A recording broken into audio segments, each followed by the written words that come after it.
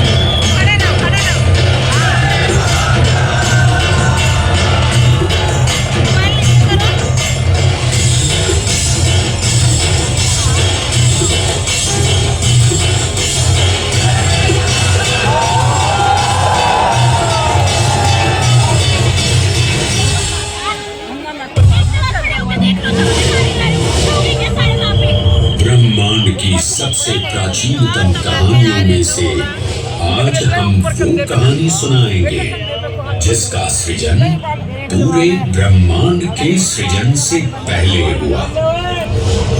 तब न देव थे, न असुर, न जीव था, न जंतु, न जल था, न अग्नि, न वायु, न भूमि। समष्टि के शून्य में विराजती एक शक्ति,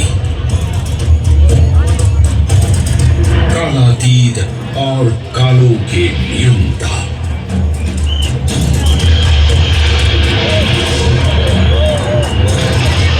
विधाता भी और विध्वंसक भी, अखंड, अचल, अविनाशी। ये कथा है उस महादेव के महाकाल स्वरूप की, जो सृष्टि के आरंभ भी हैं और काल के आगमन भी हैं। वे ही काल के सृजन करता और नियंत्रण करता भी है।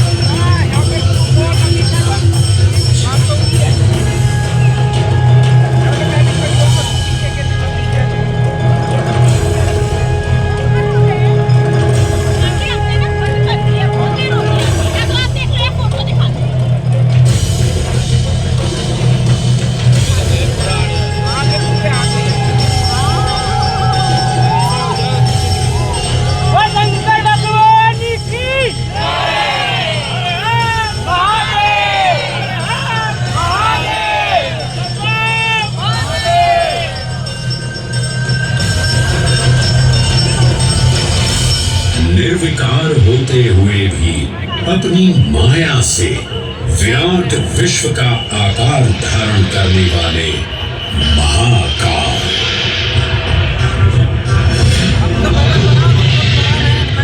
मेरुगिरी को धनुष और भगवान विष्णु को बाण बना दैत्यों के 3 पुरों का नाश करने वाले महाकाल, वो महाकाल जो तीनों लोकों में विद्यमान सभी शिवलिंगों में प्रधान है।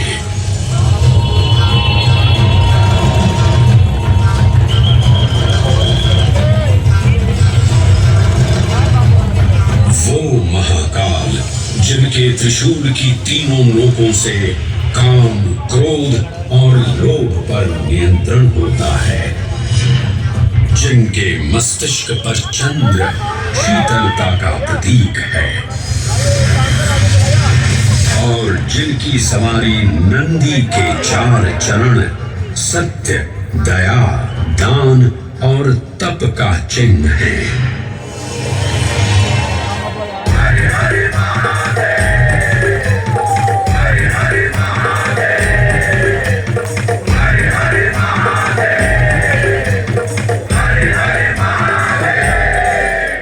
न पुण्यं न पापं न सौख्यं न दुःखं न मन्त्रो न तीर्थं न वेदा न यज्ञः अहं भोजनं नैव भोज्यं न भोक्ता चिदानन्दरूपः शिवोऽहं शिवोऽहम्। हरे हरे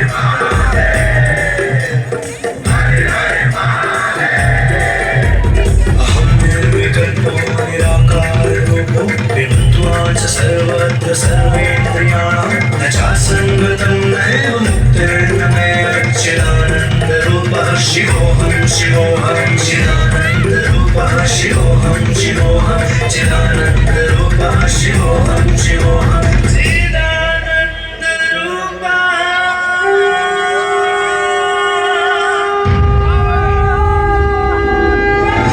वराह पुराण में कहा गया है, नाभिदेशे महाकालस्तन्नाम्ना तत्र वै हरः, अर्थात नाभिदेश उज्जैन में स्थित भगवान महाकालेश्वर तीनों लोकों में पूजनीय हैं।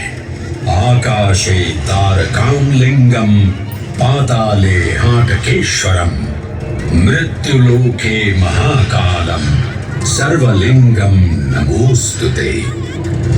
आकाश में तारकलिंग के रूप में, पाताल में हाटकेश्वर के रूप में और मृत्युलोक में महाकाल के रूप में स्थित भगवान शिव को प्रणाम। समस्त लिंग स्वरूपों में विद्यमान भगवान शिव को सादर नमस्कार। नाभिदेश उज्जैन का अटूट बंधन है महाकाल के साथ, जो महाकाल स्तोत्र में उल्लिखित है। उज्जयिन्यां महाकालम महाकालेश्वरम हरम महाकालम महायोगिनम नमामि पार्वती पतिम। तो चलिए मैं आपको कथा सुनाता हूँ किसी महान उज्जैन नगर की। उज्जैन, जिसे संस्कृत साहित्य में अवंतिका, विशाला, कुशस्थली, पद्मावती, कनकशृंगा, स्वर्णशृंगा, प्रतिकल्पा, कुमुदवती और अमरावती के नाम से पुकारा गया। उज्जैन, जो मनुष्य को मोक्ष प्रदान करने वाली 7 नगरियों में से एक है। उज्जैन, जहां 84 महादेव का आशीर्वाद प्राप्त है। उज्जैन, जिस पर सदा ही कृपा रहती है महाकाल की। यहाँ सतत क्षिप्रा नदी की निर्मल धारा बहती है। डमरू के नाद से जीवन को ऊर्जा मिलती है। घंटियों की झंकार मन को आनंदित करती है। और यहाँ का आकाश शिव आशीष स्वरूप है। श्मशान ऊषर क्षेत्र पीठम तू मनमेव च पंचकत्र न लभ्यते महाकाल पुरद्दते। पर श्मशान, ऊषर यानी अनुपजाऊ भूमि, क्षेत्र अर्थात पवित्र भूमि, पीठ यानी शक्ति स्थान और मन अर्थात आध्यात्मिक शांति का स्थल पांचों एक ही स्थान पर उपलब्ध है। ये संयोग महाकाल की नगरी उज्जैन की महिमा को और गरिमामय बना देता है। उज्जैन के इस अलौकिक स्वरूप से प्रभावित हो महाकवि कालिदास अपने काव्य मेघदूत में लिखते हैं, हे जलधर, यदि महाकाल के मंदिर में समय से पहले तुम पहुंच जाओ तो तब तक वहां ठहर जाना जब तक सूर्य आंख से ओझल न हो जाए।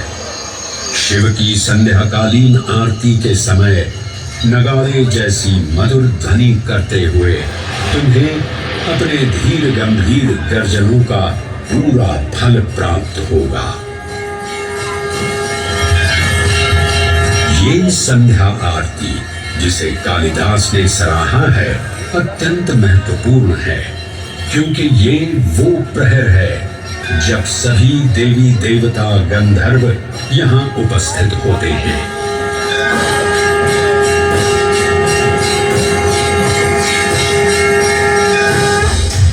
उज्जैन की महिमा अद्वितीय है।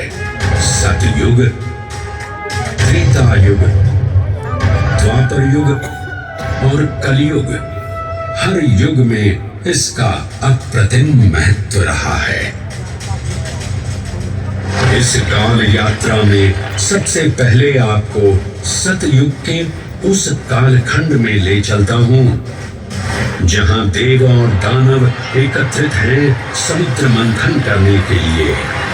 मन की आंखों से कल्पना कीजिए, भगवान विष्णु ने कुंभ का रूप ले मंदरांचल पर्वत को अपनी पीठ पर उठा रखा है।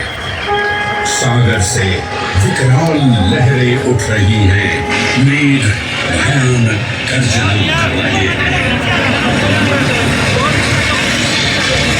देव और दानव वासुकी सर्प को नेति बना और मंदार पर्वत को मथनी बना सागर को मथ रहे हैं कि तभी जल का पाप कालकूट विष निकलता है और पूरी सृष्टि को अपने ताप से झुलसाने लगता है।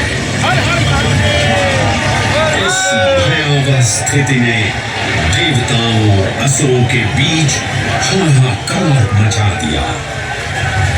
ये कैसा अनर्थ है? लक्ष्य था अमृतत्व का, पर अब मृत्यु की विकराल छवि हमारी आंखों के समक्ष मंडरा रही है। इस भयंकर संकट से केवल वही उद्धारकर्ता मुक्ति दिला सकते हैं जो समस्त विश्व के परम संरक्षक हैं। तभी सब महादेव की शरण में जाते हैं और पुकार लगाते हैं, ओम नमो भगवते रुद्राय। और फिर तुष्टा महादेव भक्तों की गुहार सुनते हैं, कैलाश से उतरते हैं, विष को अपनी अंजुलि में भर अपने कंठ में धारण करते हैं।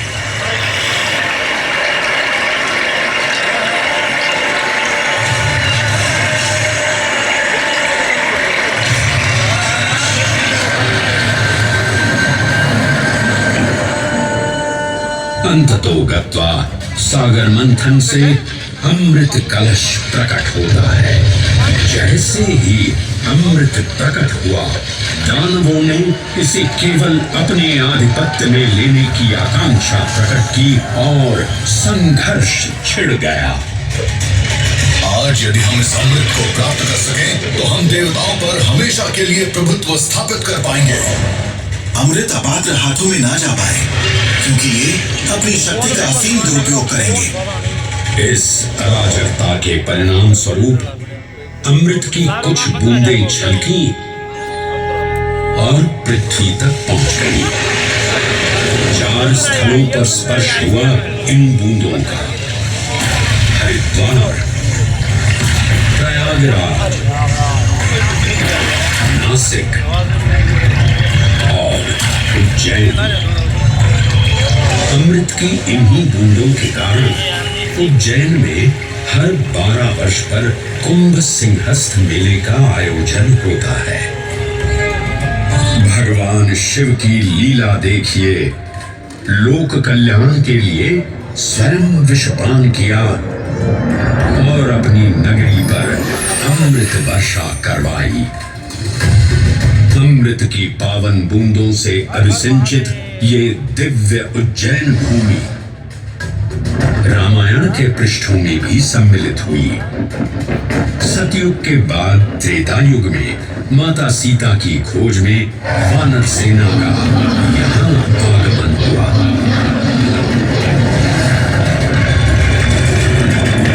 समय की इस यात्रा के माध्यम से अब प्रवेश करते हैं वाल्मीकि रामायण के किष्किंधा कांड में।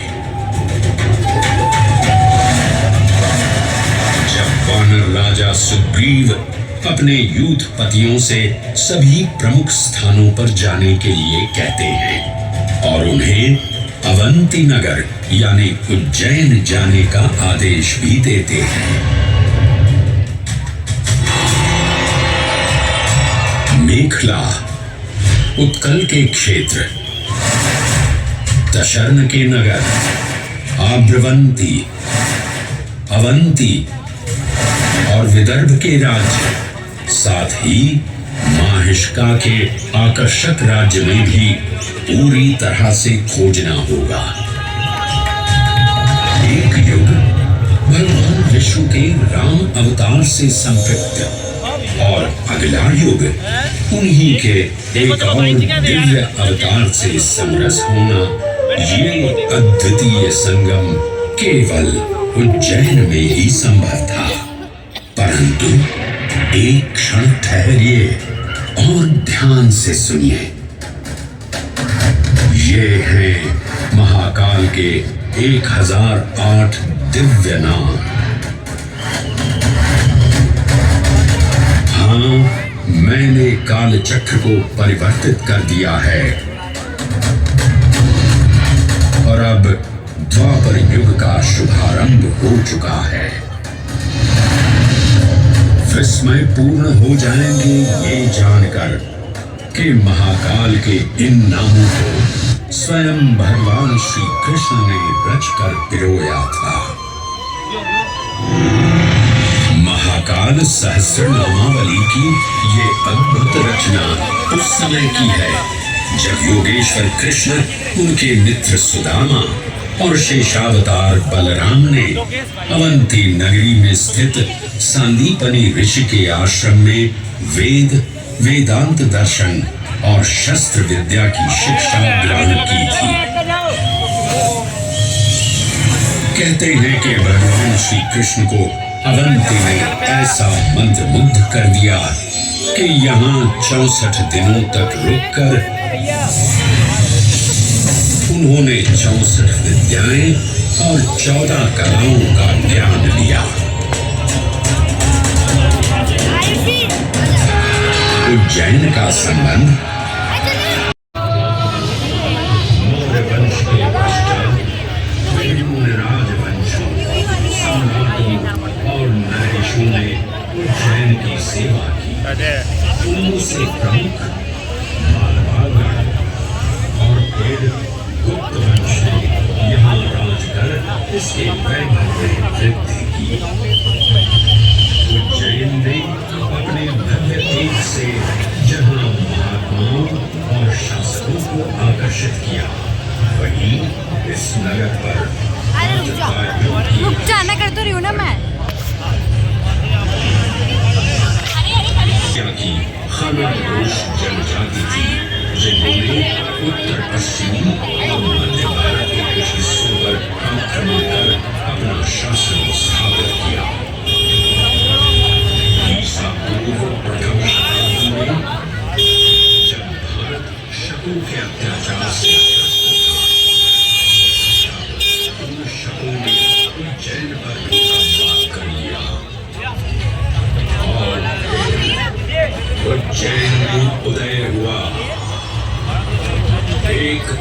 तेजस्वी योद्धा महाराज विक्रमादित्य का।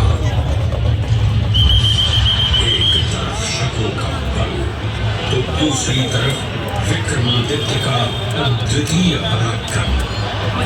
विक्रमादित्य की तलवार महादेव के तीसरे नेत्र सी चमकी। प्रचंड युद्ध हुआ। महाकाल की कृपा से शूरवीरों ने शत्रुओं को परास्त किया और उज्जैन में गणतंत्र शासन स्थापित किया।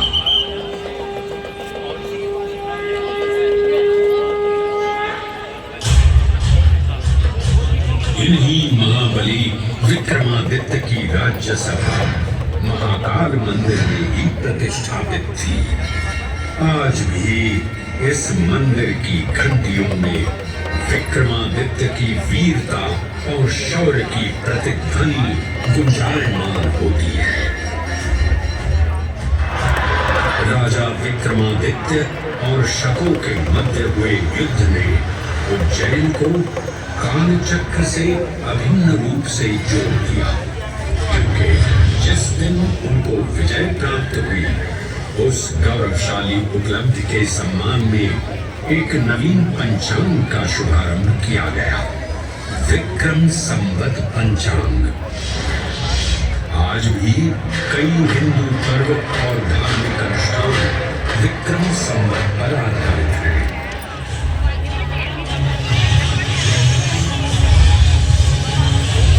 पृथ्वी की भौगोलिक कर्क रेखा इस पावन उज्जैन भूमि से होकर गुजरती है।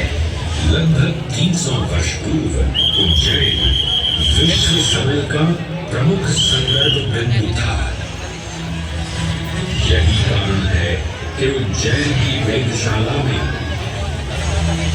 वराहमिहिर, आदित्यदास, ब्रह्मगुप्त, आर्यभट्ट और भास्कराचार्य जैसे महान विद्वान अनुसंधान और अध्ययन में तल्लीन रहते थे। खगोल शास्त्र का केंद्र, महाकालेश्वर का आवास, जगत गुरु कृष्ण की नगरी, विक्रमादित्य का राज। जयति जय उज्जैनी, वैभवशालिनी नगरी उज्जैन।